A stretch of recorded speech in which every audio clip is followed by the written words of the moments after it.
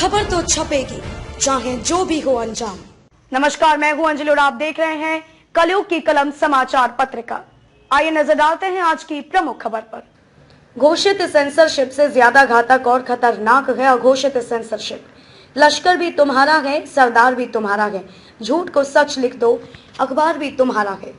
इस दौर के फरियादी जाए तो जाए कहां, सरकार भी तुम्हारी है, दरबार भी तुम्हारा है। देश को कोविड-19 वायरस से ज्यादा इमेज वायरस ने बर्बाद करके रख दिया है। पिछले 1.25 साल में कोविड-19 ने जिस प्रकार सरकारी इंतजामों की बखिया उधेड़कर अंतर्राष्ट्रीय स्तर पर सरकार के मुंह पर कलंक पोती है, उसने हर राष्ट्रवादी का सिर शर्म से झुका दिया है। हर स्तर पर पिछले 7 सालों में जो दुर्गति हुई है, उसने आम आदमी, खास तौर पर मध्यम वर्गीय परिवार का जीना हराम कर दिया है। पेट्रोल डीजल का शतक और रसोई की जान तेल का दोहरा शतक यह बताने के लिए पर्याप्त है कि सैया तो बहुत कमाते हैं, महंगाई डायन खाए जाते हैं। पंत प्रधान की दरकती इमेज को साधने के लिए प्रिंट और इलेक्ट्रॉनिक मीडिया को तो साध लिया गया है। सरकार की चौखट पर आज मीडिया की दोनों सूरतें दरबारी बन साष्टांग पड़ी हुई हैं। खबरों को छपने के पहले बिकना जरूरी हो गया है। प्रिंट और इलेक्ट्रॉनिक मीडिया को बिकने से कोई परहेज नहीं है। ले देकर सोशल मीडिया बचता है, जिसकी खबरें सरकार की चूल्हे हिलाकर उसे बेचैन कर देती हैं। सोशल मीडिया की खबरें पानी पर तेल की बूंद की तरह तैर जाती हैं। फर्जी खबरों की महारानियत के भंवरजाल में फंसकर असल खबरों की हालत दासी जैसी बनकर रह जाती है। यूपी के चुनाव के बाद 2 नंबर एक ख्याति लब्ध नेता ने गुजरात में अपने दरबारियों के बीच सोशल मीडिया में अपनी ही पार्टी के एक कार्यकर्ता द्वारा फैलाई गई एक बेबुनियादी खबर का जिक्र करते हुए सोशल मीडिया की ताकत साझा की थी, जो उन दिनों काफी वायरल हुआ था। घटनाक्रम कुछ इस प्रकार था कि चुनाव के दौरान सोशल मीडिया में खबर की हकीकत जब तक लोगों के सामने आती, तब तक वोटिंग हो चुकी थी। अखिलेश सरकार सत्ता से बाहर हो चुकी थी। पूरी तरह से बेबुनियाद खबर ने भेड़िया दसानों को विवेक शून्य कर दिया था। सोशल मीडिया के सहयोग से देश की सत्ता पर काबिज हुई पार्टी आज सोशल मीडिया की ताकत से इतनी ज्यादा घबराई नजर आ रही है कि इन केन प्रकारेण साजिशन सोशल मीडिया को भी प्रिंट और इलेक्ट्रॉनिक मीडिया की माफिक अपनी चौखट पर नतमस्तक कराकर दरबारी बनाने के हथकंडे अपनाने पर उतारू दिखाई दे रही है, क्योंकि सरकारों को आजाद चिड़िया की बजाय पिंजरे का तोता पसंद होता है।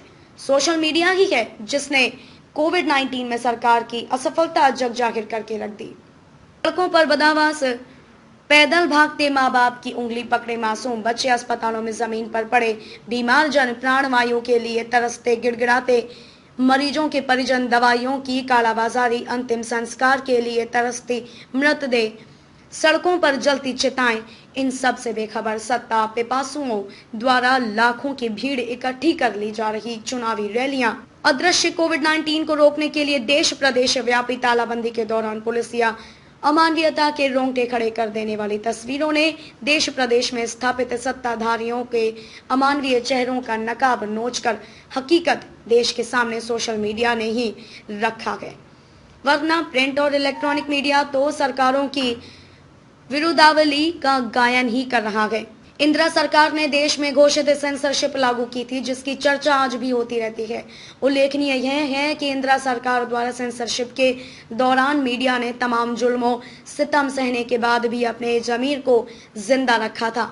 मीडिया के तेवर आक्रामक ही थे, मगर आज सब कुछ उल्टा पुल्टा हो गया है। प्रिंट और इलेक्ट्रॉनिक मीडिया को गुलामियत के खूंटे से तो बांध ही दिया गया है, बाकी रह गए सोशल मीडिया को भी गुलाम बनाने की कोशिशें युद्ध स्तर पर जारी हैं। वर्तमान सरकार में इतना साहस नहीं है कि वह घोषित सेंसरशिप लागू कर सके, इसीलिए उसने अघोषित सेंसरशिप का रास्ता चुना है, जिसके लिए ना कानून की जरूरत है ना किसी नियम की। खबरें तो वही प्रसारित होंगी जो सत्ता तंत्र और प्रभावशाली लॉबी के अनुकूल होंगे, अन्यथा देशद्रोही, समाज विरोधी बताने से जरा भी गुरेज नहीं किया जाएगा। तंत्र की प्रताड़ना के साथ साथ एकांतवास भी भोगना पड़ेगा। विगत 7 सालों में देश से लेकर राज्यों तक के चुनाव में जिस चेहरे के दम पर सत्ता पर काबिज हुआ गया है, अब उस चेहरे की चमक लाख ब्रांडिंग के बावजूद फीकी पड़ती जा रही है। खूनी छींटों से संक्रमित, दागदार हो चुकी खंडित तस्वीर से आने वाली चुनावी नदियां पार उतरना संभव नहीं होगा, और वह भी सोशल मीडिया के वर्तमानी तेवरों के चलते।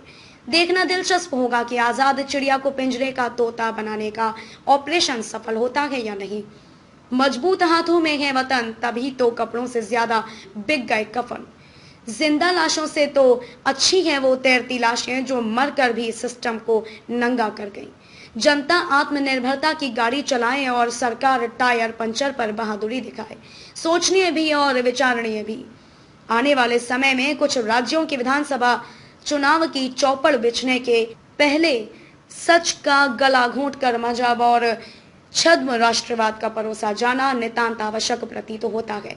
गंगा जमुनी तहजीब का बलात्कार कर बहुसंख्यवादियों को सामने करना पड़ेगा, तभी तो देश बहुलतावाद की जगह बहुसंख्यावाद से चलाया जा सकेगा। और इस सब के लिए जरूरी है सोशल मीडिया के गले में कुत्ताई पट्टा पहनाना। कटनी से लेखक अश्विनी बड़गया, अधिवक्ता, स्वतंत्र पत्रकार की खास रिपोर्ट। खबरों में अब तक के लिए बस इतना ही। मिलते हैं फिर किसी खास खबर के साथ, तब तक के लिए नमस्कार।